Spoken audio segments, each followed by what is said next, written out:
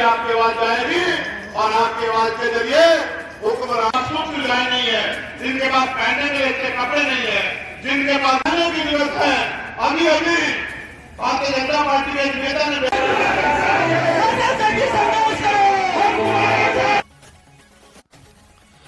चंद्रशेखर की सभा में उमड़ा जनसैलाब, भाजपा को उखाड़ फेंकने का लिया संकल्प। नगीना सीट पर आजाद समाज पार्टी रचेगी अपना इतिहास। जी हां, इस वक्त की बड़ी खबर उत्तर प्रदेश के जनपद बिजनौर से है, जहां लोकसभा नगीना में कांसीराम परिनिर्वाण दिवस के मौके पर नगर के MM इंटर कॉलेज के मैदान में आजाद समाज पार्टी के राष्ट्रीय अध्यक्ष चंद्रशेखर उर्फ रावण ने हजारों लोगों को संबोधित किया। आपको बता दें कि चंद्रशेखर ने मान्यवर कांसीराम के जीवन पर बोलते हुए कहा कि हमें उनके जीवन से प्रेरणा लेते हुए संविधान निर्माता बाबा साहब भीमराव अंबेडकर के संविधान को बचाते हुए देश की रक्षा करनी है और इस देश में पैर जमाए बैठी भाजपा सरकार को जड़ से उखाड़ फेंकना है।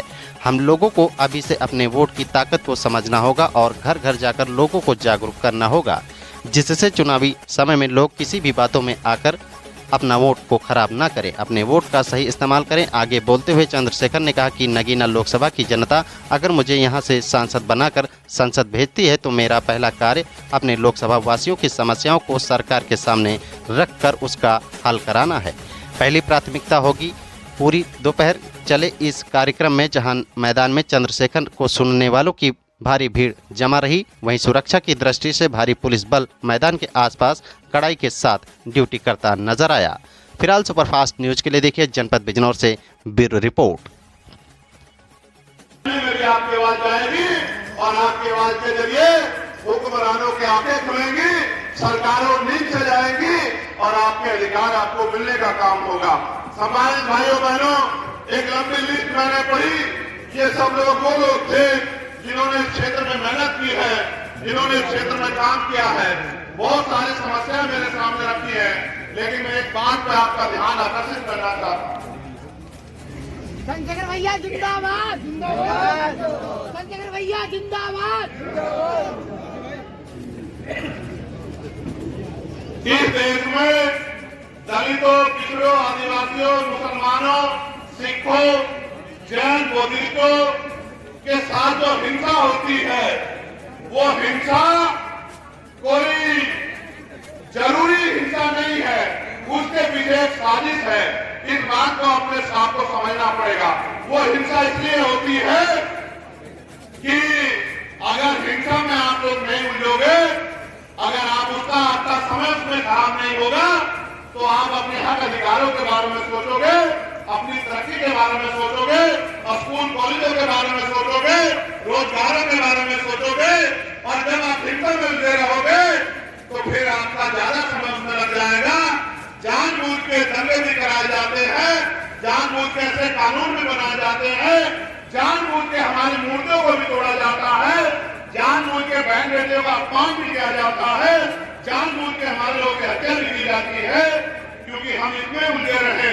जिस दिन हम लोग इससे उलझना बंद करके, क्योंकि अगर आपके जो सुख सुविधाएं नहीं है, जिनके पास पहनने के लिए कपड़े नहीं है, जिनके पास रोजगार नहीं है, जिनके पास नौकरी नहीं है, जिनके पास जमीन नहीं है, जिनके पास उद्योग नहीं है, जिनके पास पीने के लिए साफ पानी भी नहीं है, उनकी आवाज बनने का काम भी हमें इस आंदोलन के माध्यम से करना है। हम लोग यहाँ करना चाहते हैं। एक बार आप उस पर गौर कर लो। यहाँ खो की समस्या है, यहाँ बाढ़ की समस्या है, यहाँ हॉस्पिटल की समस्या है। मेरे एक साथी ने तकलीफ देखी, जब उनकी जान चली गई हार्ट अटैक से, तो उनके परिवार के लोगों ने मुझसे कहा कि चंद्रशेखर भाई, अगर यहाँ अच्छा हॉस्पिटल होता तो सलीम भाई जिंदा होते। उसी दिन मैंने तय कर लिया था कि इस क्षेत्र में एक जैसा हॉस्पिटल बनना चाहिए जो गरीबों को भी आसानी से अच्छे इलाज मिल सके। इस क्षेत्र में बेरोजगारी की समस्या है, नौकरी रोजगार करने के लिए दूसरे प्रदेश में जाना पड़ता है। मैं आपको विश्वास के साथ कहता हूं कि हम लोग पहले दिन से इस बात पर लगेंगे कि यहाँ इंडस्ट्रियल एरिया रख के यहाँ के नौजवानों को रोजगार मिलने का काम हो, उनकी जेब में पैसा आए, उनके माँ बाप की जिंदगी बदले, उनके घरों की जिंदगी बदले। जो पढ़े लिखे नौजवान हैं उनको बेरोजगारी भत्ता दिलाने का काम हम लोग करेंगे। जो सफाई कर्मचारी हमारे भाई हैं, उनकी ठेकेदारी करने के लिए पहले दिन से हम लोग जो है पार्लियामेंट में अपनी आवाज को उठाने का काम करेंगे। बैकलॉग जो खाली है उस बैकलॉग को भरवाने का काम करेंगे। प्रमोशन इन रिजर्वेशन SC/ST के साथ साथ OBC के कर्मचारियों को दिलाने के लिए भी हम लोग संघर्ष करेंगे, क्योंकि सुप्रीम कोर्ट ने भी कहा है कि मिलना चाहिए। हम लोग इस क्षेत्र में उद्योग लगवाने का काम करेंगे। पुरानी पेंशन को भी हम लोग लागू कराने का काम करेंगे। पुरानी पेंशन हमारा बड़ा मुद्दा रहेगी कि हम पुरानी पेंशन पर चर्चा कराएं। महिलाओं के लिए की जरूरत है। अभी भारतीय जनता पार्टी के एक नेता ने बयान दिया, बयान ये था कि हमें 400 सीटें दे दो, हम संविधान को बदल देंगे। मैं धरती से कहना चाहता हूं नगीना जी, प्रधानमंत्री जी को की तरफ इशारा करते हुए उनको समझाते हुए, पूरी RSS, पूरी भारतीय जनता पार्टी जितने जोर है लगा लो, जितने जोर है लगा लो। संविधान बदलना तो बहुत दूर की बात है। संविधान की तरफ अगर आप उठाने में देखी तो इतिहास नहीं, भूगोल भी बदल के रख देंगे। ये संविधान RSS के लोगों ने कभी पसंद नहीं किया,